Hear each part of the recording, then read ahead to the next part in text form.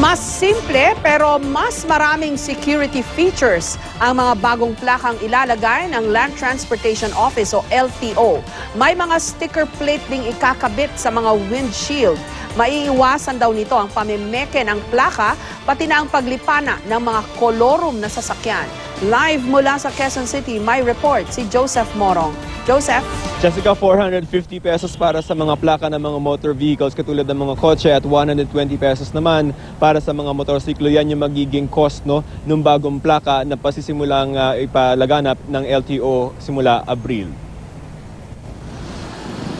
Simula ngayong Abril, magsisimula na ang Land Transportation Office o LTO na palitan ang mga plaka ng lahat ng sasakyan, pribado man o publiko. At ang ipapalit, mas simple pero mas maraming security features daw. Kamukha daw ito ng mga plaka sa Europa. Black ang font ng plate number at puti ang background na mas kita raw. At yellow para sa mga pampublikong sasakyan. Unang-una sabi ng LTO, mahirap na raw magpapalit-palit ng plaka dahil sa tornilyong ito. Itong Pebrero, nadiskubreng nang hiram lamang ng plaka ang GB Florida bus na bumagsak sa Bondoc Mountain Province. 15 pasahero nito ang namatay.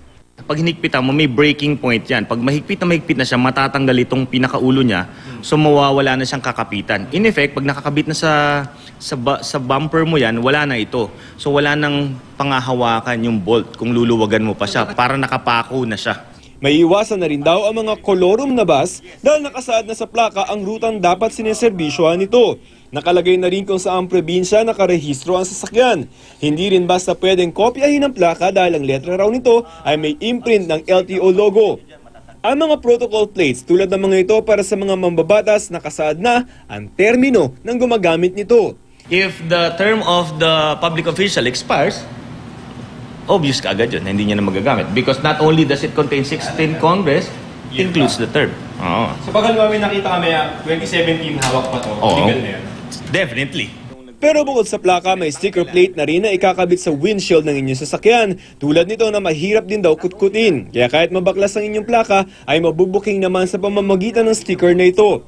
Magkano naman at kailan ito makukuha sa LTO? Libre ito sa mga bagong magre-rehistro. Pero sa mga may plaka na, 450 pesos ang halaga ng plaka para sa mga motor vehicles tulad ng mga kotse at 120 pesos naman para sa mga motorsiklo. Abril magsisimulang makuha ang mga plaka ng mga bagong rehistro at Hunyo naman sa mga may plaka na. Sabi ni DOTC Secretary June Abaya, hindi naman daw nila inaasahan ang pagdagsa ng mga kukuha ng bagong plaka. Hindi naman daw kasi kailangan magsabay-sabay ang mga kukuha ng plaka. Yung mga may sasakyang bago at wala pang taon ay pwedeng huwag muna magpalit ng plaka hanggang mag-renewal. For vehicles na 3 years or younger, di ba, you'll still enjoy yung remaining number of years mo. You don't until you get your 3rd year. Paano naman yung mga buwan na naghihintay pero wala pa rin mga plaka sa ngayon? Sabi ng DOTC sa Abril daw ay masusolusyonan na nila ang backlog. Kung nag-register ka ng February 17, bagong plaka ka na. If you registered prior, then you still get the old plates.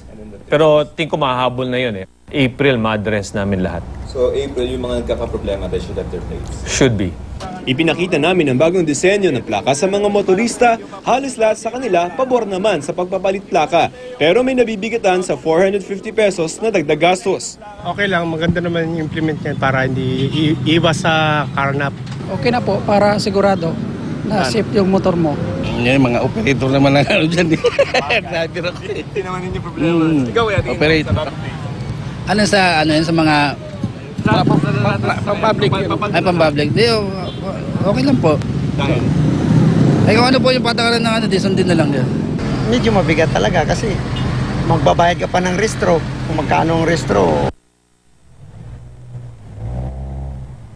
Jessica, sabi ng LTO, oras na mag-apply ka para sa bagong plaka ay 45 days lamang daw ang hihintayin mo para makuha ito, Jessica. Okay, bagamat simpleng-simple, hindi na gaanong cluttered yung design, nawala nga lang yung flag. Oo nga, ma'am, kasi parang, ang kasi in exchange of yung mga security features, kasi kanina may mga barcode pa yan, tapos may mga watermarks doon sa plaka na parang they standardized that kasi tayo lang yata gumagamit ng ganon, tapos abroad or sa ibang bansa sa mundo ay ganyan yung itsura ng mga plaka, because for law enforcement mas maganda daw yung contrast ng white at saka black, kasi pag green medyo pag malayo na medyo mahirap basahin, but this one I think better for in our traffic enforcers. Jessica. Okay, pero did they check it sa gabi? Yes, I think Makikita pa that's yung black na ano, kasi yung green medyo litaw siya pag gabi, lalo na pag nailawan, di ba? Pag black ba at sa gabi makikita pa, mababasa? Yes, Jessica, it follows international standards and reflectorized din siya, katulad ng mga present plates natin, Jessica. Okay, pero ang tanong nga, bakit mas mahal? Ay, sabi naman ng LTO kanina, kung kukompute mo sa isang taon, parang lalabas yata na 1.25 pesos lang ang kailangan mong isave for 1 year every day para makakam up ka ng 450 pesos. So parang for them, well, at least dun sa LTO, hindi na raw masyadong mahal yun. Pero yung ating mga kababayan nga, syempre yung mga jeepney drivers, no, bukod doon sa babayaran nilang bagong pagre-renew ng mga rehistro, may 450 pesos pa sila na kailangang alalahanin. Ba't kailangan mo pang magtipid ng ganung halaga para magbayad ng dagdag? It doesn't make sense. Mas mahal pa rin yon. Kaya nga, pero well, parang wala na tayong magagawa because yung kontrata na 3.8 billion has already been awarded in February. So kahit yung mga senators who are saying na parang dapat ay yung mga existing na mga place, they should be allowed to keep them at wag na munang kumuha ng mga ganito. But I think that will be mooted. That is mooted kasi na-award na yung kontrata, Jessica. Tsaka wag na nalang sabihin ng ganun kasi iisang beses ka lang naman magbabayad niyan. Hindi naman pwedeng utay-utay ang bayad sa rehistro ng sasakyan, di ba? Yun na nga, ma'am. So medyo dagdag, well, for most siguro, no, medyo mabigat yung 450 pesos. For ordinary motorists, lalo na yung mga namamasada, abay mabigat yan. Kalahati na yan ang boundary o halos yung boundary nila dyan na mapupunta, di ba? Tama, pero sana totoo yung mga sinasabi nila at gagana talaga yung mga security features. Ang sinasabi ng LTO, no, because of yung mga features na mahirap lang ilipat yung mga plaka, at least yung mga legal na may prangkisa ay hindi na nila makukompetensya yung mga colorum kasi ang logic ng bagong plaka at least mawi-weed out yung mga colorum na mga kalaban nila. So tingnan natin kung in implementation phase sa April kung talagang malalambat nila yung mga colorum na mga sasakyan, Jessica. Okay, maraming salamat sa iyo, Joseph Morong.